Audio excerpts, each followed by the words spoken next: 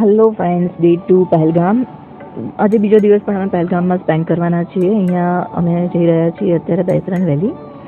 એ પહેલાં અમે જઈશું અમારા જે ડ્રાઈવર છે એમનું એક પોતાનું ફાર્મ છે, ઓર્ગેનિક ફાર્મ જેવું છે. એમનું પોતાના માટે જે યુઝ કરે છે.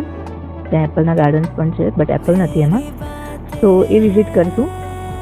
ઓકે. અને પહેલાં વચ્ચે અમારા માટે એક સેલ્ફી પોઈન્ટ આવી ગયો, તો અમે ત્યાં આગળ સ્ટે કર્યું 5-10 મિનિટ, ફોટોગ્રાફ લીધા.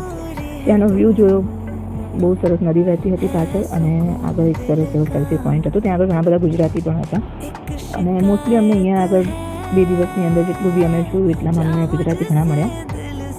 હવે અમે ફાર્મ પર પહોંચી ગયા છીએ. ફાર્મ પર અમે ઘણું બધું અહીંયા આગળ એમના કલ્ચર વિશે જાણ્યું, એમની અલગ અલગ જે અહીંની પહાડી ભાજી હોય એના વિશે જાણ્યું.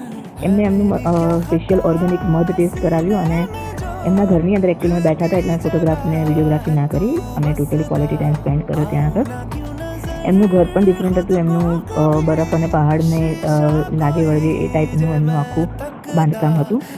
તો એ લોકો 6 મહિના જે ખાલી નોર્મલ લાઈફ જીવે છે, બાકી 6 મહિના એ બરફના લીધે સ્ટોરેજ કરીને બધું રાખે છે, અને એ રીતે જ એ લોકો સર્વાઈવ કરે છે.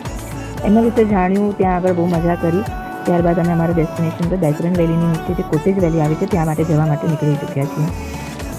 હવે અમે અહીંયા આગળ હોર્સ રેન્ટ કરીશું, અને એ પછી હોર્સ ઉપર અમે બેસરણ વેલી જવા માટે, એટલે કે એની નીચે આવેલી કોટેજ વેલી. કેમ કે બેસરણ વેલી બંધ છે, ટેરરિસ્ટ એટેક જે લાસ્ટ યર થયો હતો એ ત્યાં જ થયો હતો. તો અમને રસ્તામાં બહુ જ બધા CRPFના જવાન અને બહુ જ બધી સિક્યુરિટી જોવા મળી, અને એ લોકો 101% ટ્રાય કરે છે કે આપણે પૂરેપૂરા સેફ રહીએ. બટ તે સાથે અમે લોકો ત્યાં પહોંચી ગયા અને બહુ મજા કરી. ત્યાંનો વ્યૂ બહુ જ સુંદર હતો.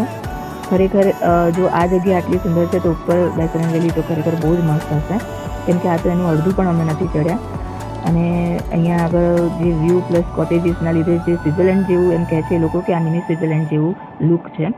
એનું 50% તો 20 કે 30% બી નહીં હોય, બટ તો બી એટલું બહુ જ મસ્ત લાગતું હતું. તો ઉપર તો 101% બહુ સરસ હશે, બટ એ અનફોર્ચ્યુનેટલી અમે નહીં જઈ શકીએ, બંધ છે એટલા માટે.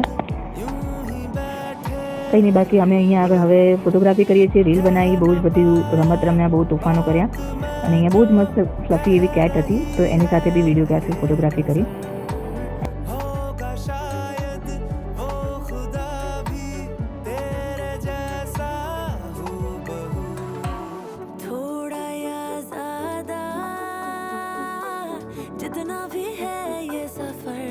પછી રસ્તામાં એક બહુ જ સરસ બર્ડ દેખાયું. યલો પીક હતી અને ગ્રે કલર અને બ્લેક કલરમાં હતું. અમે જઈ રહ્યા છીએ બેતાજ વેલી અને અરુ વેલી. તો સ્ટે ટ્યુન. Bye bye.